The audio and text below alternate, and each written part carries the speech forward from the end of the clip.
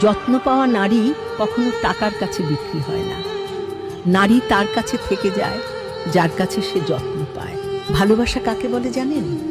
যাকে না দেখলে ঘুম আসে না, যার সাথে কথা না বলে থাকা যায় না, যার যত্ন ভালোবাসায়।